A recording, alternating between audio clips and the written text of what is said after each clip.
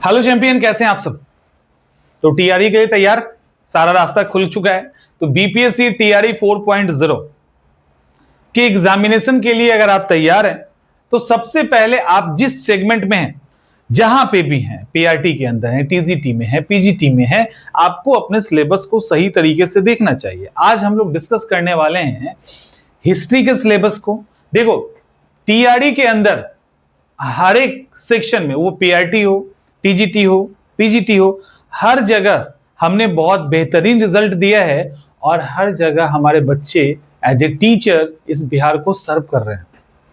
बिना कोई कभी इस बात का जिक्र नहीं किया हमने। इवन एसआई के एग्जाम में, बीपीएससी के अंदर तो है ही है, एसआई के एग्जाम में मतलब सैकड़ों की संख्या में जो एसआई हैं वो बन चुके हैं। इस बार हम लोग प्रॉपर कोर्स लेके इसलिए आ गए हैं क्योंकि बहुत सारा जिद था।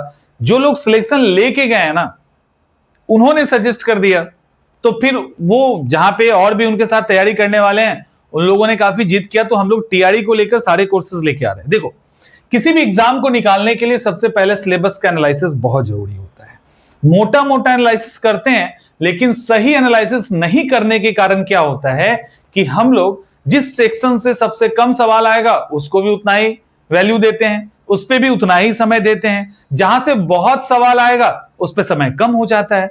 ये सारी चीजें आज हम लोग देखने वाले हैं। और डिस्कशन किसका है? तो हिस्ट्री का।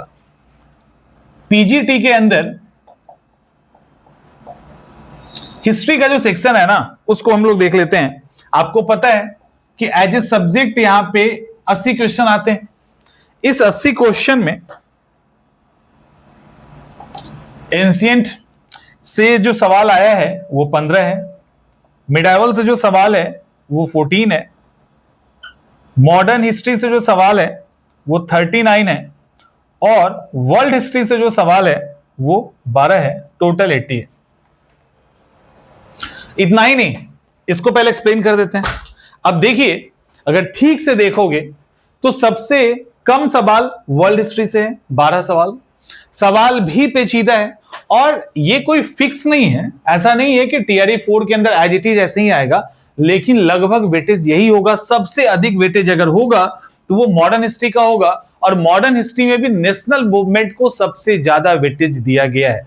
लेकिन ये हिस्ट्री का सेक्शन है और ये हिस्ट्री एक तरह से ऑप्शनल पेपर हुआ ना, तो एज ए ऑप्शनल पेपर ये हिस्ट्री आप पढ़ोगे तो यहां हर सेक्शन पे आपको काम करना है। अब ठीक से देखिए, तो मॉडर्न हिस्ट्री में आपको सबसे ज्यादा समय देना चाहिए, क्योंकि यहां से आप एग्जाम को सेव कर सकते हैं। जिस हिसाब से कट ऑफ जा रहा है, अगर आप ठीक ठाक किसी दो सेक्शन को भी पकड़ लेते हो ना, कोई भी दो सेक्शन, तो एग्जाम को एक हद तक आप सेव कर लोगे। बाकी सपोर्ट सब्जेक्ट में भी काम कर सकता है। ये आप पे डिपेंड करता है कि कहां आप कंफर्टेबल हो। एनसीईआरटी बहुत अच्छा लगता है, कर लो। मिडाइवल बहुत अच्छा लगता है, कर लो। साथ में मॉडर्न कर लो, तो आप एक सेफ स्कोर की तरफ चले जाओगे। समझ में आ रहा है ना प्लान कैसे करते हैं किसी चीजों को? तो इस तरह से आप चीजों को प्लान कीजिए, बहुत अहम है प्लानिंग। अब यहां देखो, ये जो हिस्ट्री का पेपर है, इसके लिए हम लोग क्या करते हैं, जो सामान्य किताबें हैं लूसेंट टाइप का, उसको पढ़ते हैं, जबकि वो नहीं पढ़ना चाहिए। वो जीएस के पैटर्न पे है।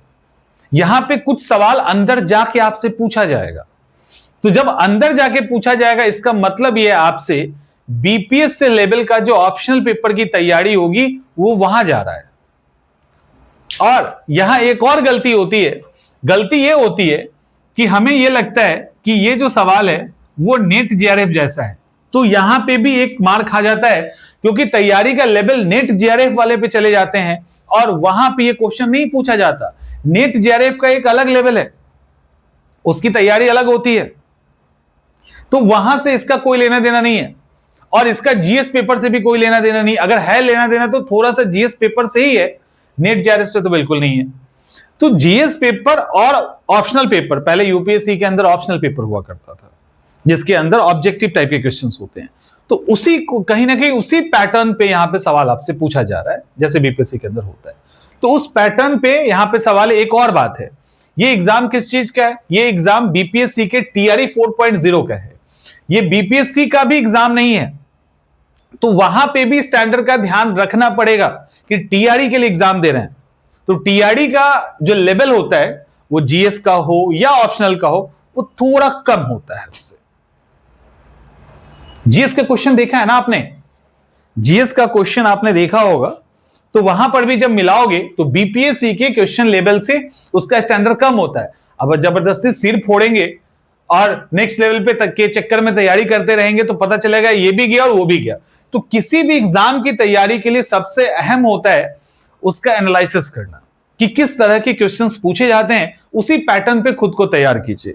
जीएस की जहां तक बात हुई, तो जीएस को लेकर अभी हमने देखा है, मिलाया है, तो बायो के अंदर 4 क्वेश्चन है, फिजिक्स में 2 है, केमिस्ट्री में 2 है, करंट के अंदर 5 क्वेश्चन है, मॉडर्न हिस्ट्री में 7 क्वेश्चन है, ज्योग्राफी में सब मिला दो, ज्योग्राफी एनवायरमेंट तो 6 क्वेश्चन है, और बिहार स्पेशल से 4 क्वेश्चन है, 1-2 आगे पीछे हो सकता है। मोटा मोटी यही आपका जीएस है। बायो के अंदर साइंस में सबसे ज्यादा सवाल है, और एंशिएंट मिडाइवल तो है नहीं, तो मॉडर्न हिस्ट्री से 7 सवाल है, करंट से 5 सवाल है, ज्योग्राफी से उसके बाद सबसे ज्यादा सवाल है। तो मॉडर्न हिस्ट्री के बाद ज्योग्राफी एनवायरमेंट से सबसे अधिक सवाल है, फिर बायो से है, उसके बाद बिहार से है, फिर करंट अफेयर्स में है, फिर फिजिक्स केमिस्ट्री है। तो इस तरह से आप इसको क्या हुआ, जीएस को भी आप डिफाइन कर सकते हैं। तो ओवरऑल अगर इस पैटर्न पे आप हर एक सब्जेक्ट को, जिसका भी एग्जाम आपको देना है, उसकी तैयारी करने के पहले सिलेबस को सही तरीके से एनालाइज करेंगे, तो आपको निकल के आ जाएगा कि आपको कौन सी तैयारी करनी चाहिए और कैसे तैयारी करनी चाहिए। ठीक है, तो जिनको भी लगता है कि हमारे साथ टीआरई 4.0 की तैयारी करनी है, तो आप हमारे साथ तैयारी कर सकते हैं। और क्लासेस 20 तारीख से स्टार्ट हो रहा है। कोई कंफ्यूजन हो तो व्हाट्सएप पे कॉल कर दीजिएगा। टीआरई की बेस्ट तैयारी करवाएंगे और टीआरई निकलवा के छोड़ेंगे। हमारी जो टीम है उसके अंदर हर सब्जेक्ट के टीचर हैं।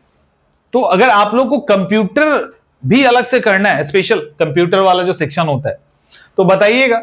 अगर स्टूडेंट्स उस तरह से सपोर्ट करेंगे तो हम लोग कंप्यूटर वाला भी कोर्स लेके आपके लिए आ जाएंगे।